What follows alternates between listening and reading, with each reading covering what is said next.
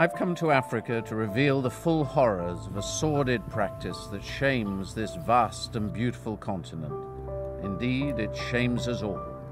It's the captive lion industry, in which Africa's most iconic wild animal is bred, reared, and eventually killed, either as a trophy or for its bones. Some of the practices involved in keeping and shooting the captive lions are illegal too, as are the methods in which carcasses are smuggled out of the country. This activity, which takes place in South Africa, is squalid and cruel. Behind me here in the African bush is a magnificent lion living as it should in the wild. This animal is utterly majestic, rightly described as the king of the jungle. For decades as a tourist, armed only with a camera, I have enjoyed observing lions, the pride of Africa. I find it incomprehensible that people should want to breed, mistreat, and kill thousands of captive bred lions, motivated by nothing more than personal greed. This cruel industry must be stopped. In my determination to uncover unethical and illegal activities, I commissioned a major undercover operation, codenamed Operation Simba, in which former special forces and security operatives infiltrated the captive lion industry.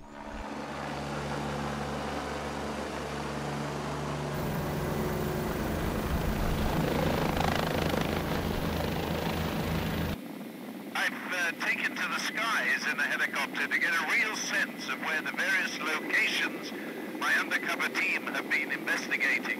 I wanted to see them for myself. In a day spent flying over South Africa's vast Free State province, I saw a handful of the 200-plus farms where lions are bred and reared.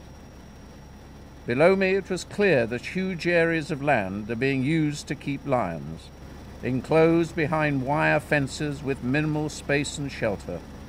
The scale of the captive breeding operations is breathtaking. And put bluntly, South Africa is now the center for what can only be called lion farming, carried out on an industrial scale. There are no official figures, but it is believed there are now as many as 12,000 captive bred lions in South Africa. Incredibly, this is about 4 times the total of wild lions in that country. There are an estimated 20,000 wild lions in the world, 1/10 of the number a century ago. Fears are growing from respected conservationists that wild lions could become extinct in less than 30 years. Colin Bell, a South African conservationist, explained to me why canned lion hunting needs to be banned. Remember 10 years ago, we didn't have a captive lion industry. There was nothing. So we survived quite comfortably 10 years ago. We don't need this as an industry. This is an industry which has sprung up out of people seeing an opportunity to make an extraordinary amount of money from the king of the beasts. Here we've got an industry which is just there for money. It's for profit. And there's only a small number of people who really drive and thrive in this industry. Maybe 80 people, maybe 100, for absolutely no gain on the GDP. Not even a blip on the GDP. We are endangering, first of all, the well-being and the jobs for many, many people by damaging brand South Africa. We could be damaging the brand South Africa to such an extent that we could be impacting negatively on the potential to grow. Andrew Muir is widely considered to be South Africa's premier wildlife expert. Our hunting, canned lion hunting lobby is so powerful and wealthy, and they have been able to, under the name of sustainable utilization, which is a relative term, try to justify their existence in terms of a industry. I think it is deplorable to have canned lion hunting in today's world, and I believe that canned hunting should be outlawed throughout the world because it is inhumane and there is no conservation value or justification to canned lion hunting or canned any other hunting. Stuart Dorrington is president of Custodians of Professional Hunting and Conservation. Well, I think lion hunting became so expensive in the rest of Africa as the human populations increased in the areas where you could hunt lions has decreased. The price of lion hunts started going through the roof, and people decided they could breed lions and sell them here at a fraction of the cost, much cheaper. And that's how it started. They're breeding lions here, and it's an easy hunt. You breed them, you release them into an open property, and usually within 24 hours you'll hunt your lion. That's how it was. And people made a lot of money. So it was driven by money, not by any conservation value. Most of us feel that hunting must support conservation. It must never be detrimental to conservation or detrimental to any species.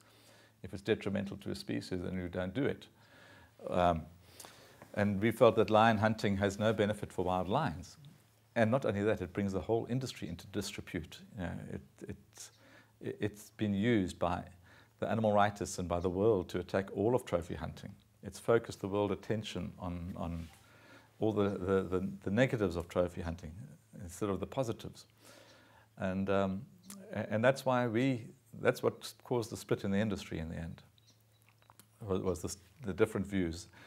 The lion breeders viewed it, if it's legal, it's okay, it's sustainable use, and it is sustainable, it's not harming wild populations, but society just rejects it or repulsed by it.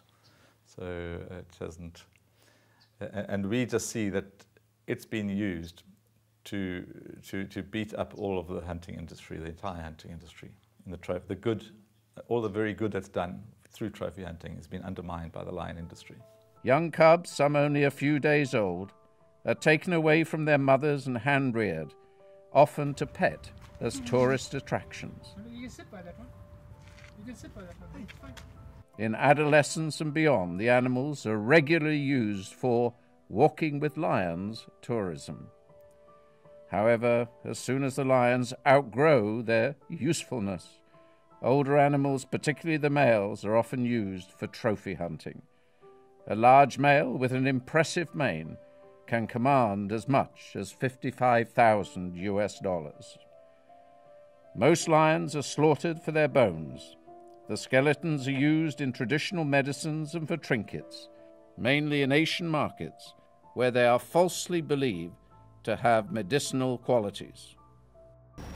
One of the farms I flew over, Wagambiki, which advertises itself as an eco-farm, was visited last year by the Society for the Prevention of Cruelty to Animals, which claims to have discovered a deplorable scene that one official described as a lion slaughterhouse. They discovered that 26 lions were killed there on one day, with a further 28 killed the following day. My investigators have obtained gruesome photographs of the scene at the time of their visit. Dead lions, some skinned and others waiting to be skinned, littered the floor of the blood-stained slaughterhouse. Elsewhere, lion skeletons and innards lay across part of the abattoir, while discarded internal body parts were piled high on a trailer outside. 2 men are now facing scores of animal welfare charges. In a sinister twist to the captive-bred lion trade, some operators in South Africa have also imported tigers, which have no place in Africa's wildlife, specifically to breed them with lions. This produces ligers, where the father is a lion and the mother is a tiger, and tigons, where the father is a tiger and the mother is a lion. This abusive breeding process, which often causes birth defects and the early death of cubs, is usually done to gain greater profits by speeding up the bone development of the hybrid. This can produce a 3-year-old animal the size of a 9-year-old lion, thereby generating more bone weight to sell once slaughtered. In recent years, we've become familiar with images of trophy hunters posing with their kills, and most people assumed that the lions were wild and had perhaps been tracked for days. The reality is that most hunted lions are shot in so-called canned hunts, where the captive bred animal is restricted to a confined area with little or no chance of escape. An undercover operative approached Magaba Safaris, owned and run by Patrick De Beer, saying he had an American client who wanted to shoot a lion. The British intermediary was quickly offered an online brochure with photographs of 16 male lions ranging in price from $13,000 to $26,000 US, depending on the size and quality of the mane. They soon settled on an older male lion that Mr. De Beer claimed was a very good cat with a dense mane. The operative was also sent a video of the lion, and they agreed a price tag of $23,000 US for the animal on behalf of the client. My team investigating can lion hunting have managed to secure a film of an illegal green hunt, where a targeted animal is shot with a tranquilizer dart. This took place in Northwest Province and was arranged by Freddie Sheepers of Kalahari Lion Hunting Safaris, a business associate of Mr. De Beer. A green hunt is used to get greater value from a single lion. The same animal will later be shot and killed by a trophy hunter who will pay far more than for a green hunt. The film shows several distressing scenes of a lion being shot with a tranquilizer dart.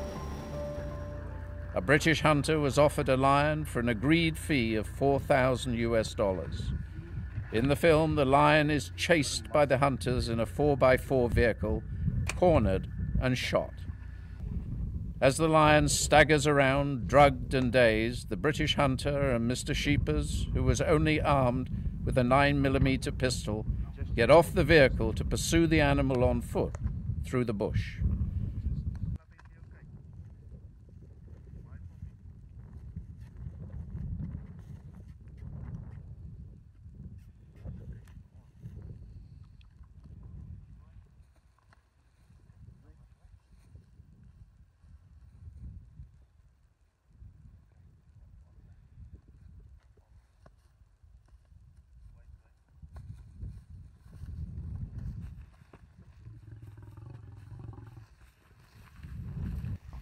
With the lion still not unconscious, the British hunter is instructed to shoot it again.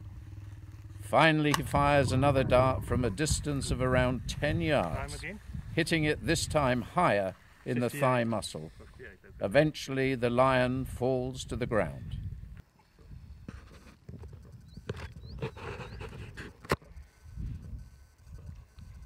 He's turning his head and there's no fight in it. The British hunter and his accomplices are then photographed crouching over the unconscious or semi-conscious lion in what is known as the trophy shot. The lion is eventually carried onto a waiting trailer and driven away to an unknown destination. I believe all lions, other than arguably a small number in zoos, should be born, reared and die in a natural environment. The captive or canned lion industry is truly barbaric. Rarely, if ever, has any species of animal been so exploited. I have compiled a substantial dossier on my findings that I will send to all the relevant authorities in South Africa and beyond. I hope the authorities in South Africa are shocked and embarrassed into action, that they eventually pass laws to ban captive lion operations that so damage their country's international reputation. I call on the UK government to follow the lead of other nations, notably the US, France and the Netherlands, in banning the importation of captive lion trophies.